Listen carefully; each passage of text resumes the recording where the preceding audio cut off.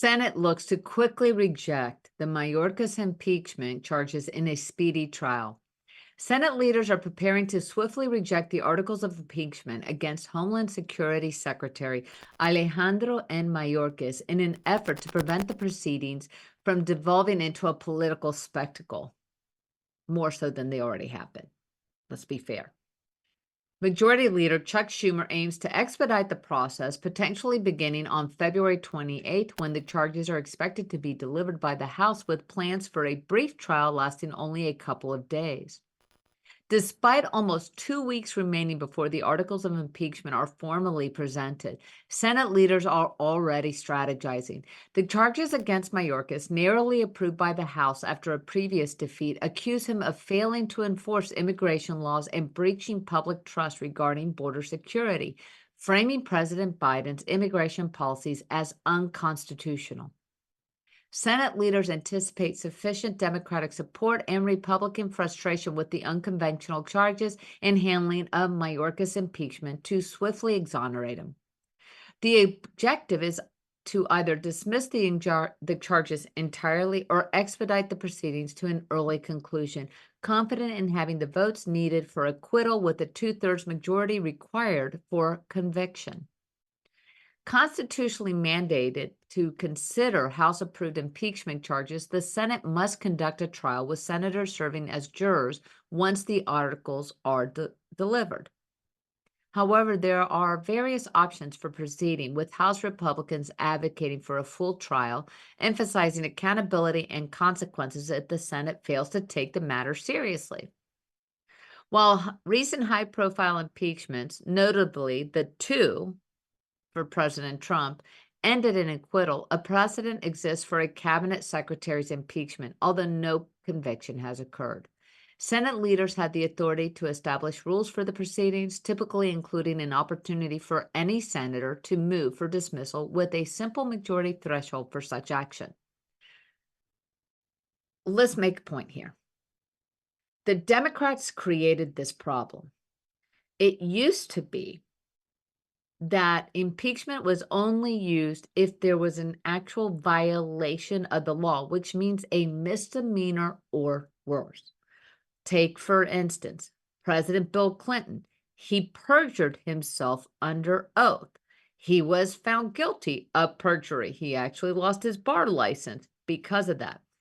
Then the Democrats, not only once, but twice, did politicized impeachment processes against Donald Trump for no laws violating, for the Russian hoax, for the call to Zelensky and such. They opened this Pandora's box, which now the Republicans are utilizing. So the bottom line is what we as Americans should be pushing for is this Pandora's box to be shut.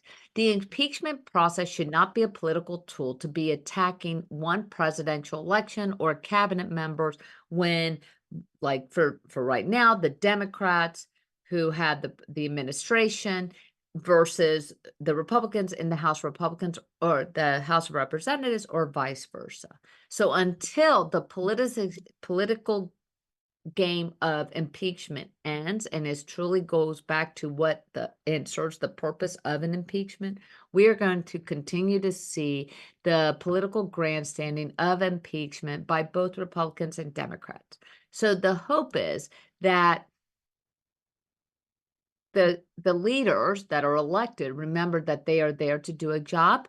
It is to govern. It is not to play these political games. So let's end the reindeer games, put this back into the Pandora's box and continue to do what has steadfastly worked for our country for 200 plus years. And speaking of more political gamery, the Democratic National Committee intensifies its criticism of RFK Jr. as a potential Trump ally. The Democratic Party has escalated its efforts to undermine independent presidential candidate Robert F. Kennedy Jr.'s candidacy, portraying him as a potential spoiler who could help Trump defeat President Biden in a potential rematch of the 2020 election. The Democratic National Committee filed a complaint with the Federal Election Commission alleging illegal coordination between Kennedy's campaign and the American Values 2024, a PAC supporting him, funded by donors aligned with Trump. DNC advisor Ramsey Reed accused Trump and his donors of propping up Kennedy as a stalking horse, citing donations to the PAC from billionaire Tim Mellon, a prominent Trump donor. The DNC has advertised on billboards accusing Kennedy of being powered by MAGA, Trump, and criticized the PAC's funding from Mellon, Trump's largest donor this cycle. Kennedy's campaign pushed back against the Democratic attack, stating that the donors from across the political spectrum support him as an independent candidate, offering a fresh alternative to the two-party system. However, DNC advisor Liz Smith defended the party's efforts to educate voters about the connections between Trump and Kennedy, recognizing Kennedy's potential role in the general election. Well, Kennedy's independent campaign faces challenges, an upward hill battle, if you will. His candidacy could influence the outcome of a Biden-Trump rematch, particularly in critical states where the margins were narrow in 2020. Recent polling suggests a close race between Trump and Biden, with Kennedy potentially attracting support from both historically Republican and Democratic voters, which is what we were discussing in our last segment. He is polling well with moderates. People are so divisive over the Biden-Trump thing that this man here is looking like he is the great unifier, that he is taking from all aspects and saying we need to get back to our basics, get back to the truth, get back to the way that this American country is supposed to be governed and led. Now, the DNC continues to put its claws into Kennedy, trying to shred him. Let's remind you, DNC refused to even acknowledge him as a candidate, refused to allow there to be any debates with Biden. They have crowned Biden as their candidate. They also are continuing to refuse any type of security for Kennedy. So we're going to continue to follow the RFK Jr. Independent candidacy for election.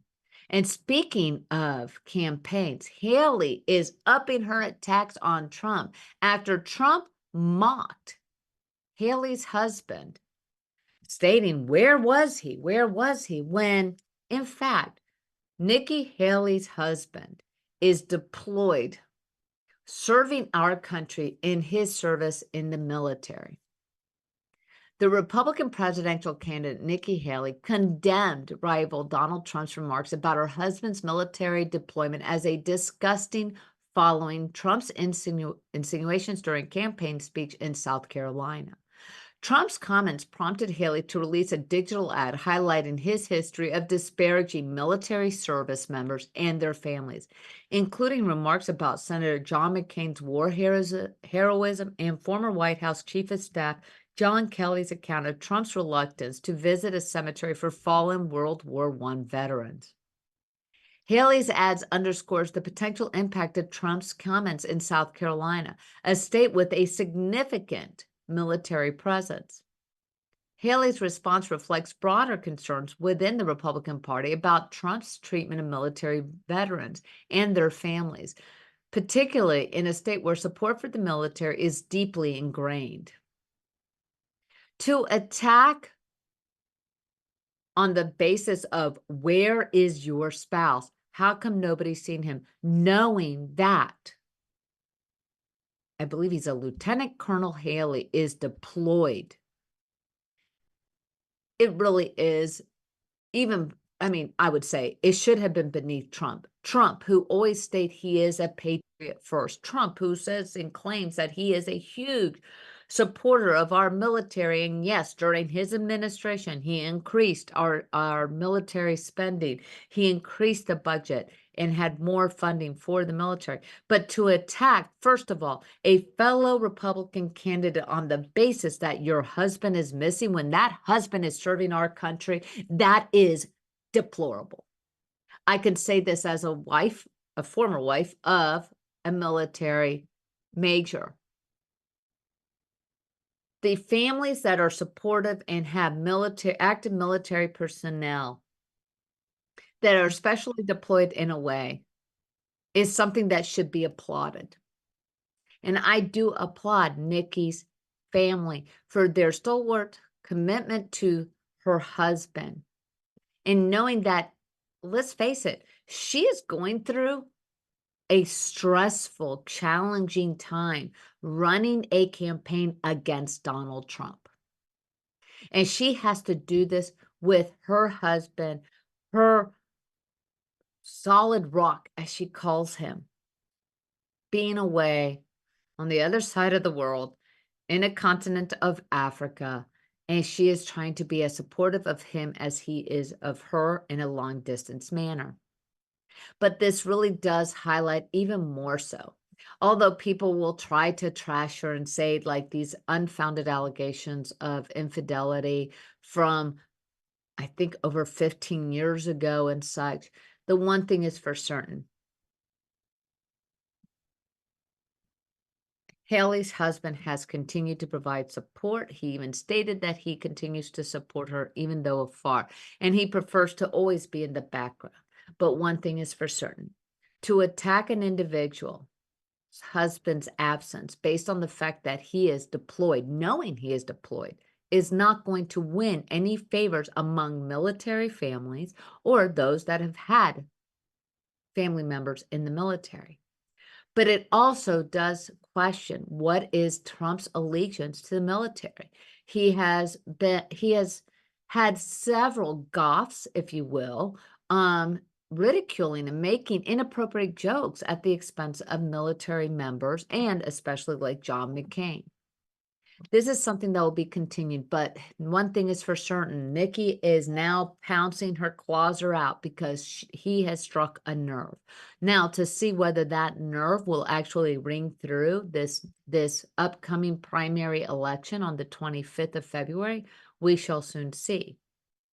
Now, make sure to come back after this quick commercial break where we will discuss the repercussions of the Mayorkas impeachment and how that will continue to affect the Republican power hold, as well as Trump's upcoming state of New York indictment. We will be right back.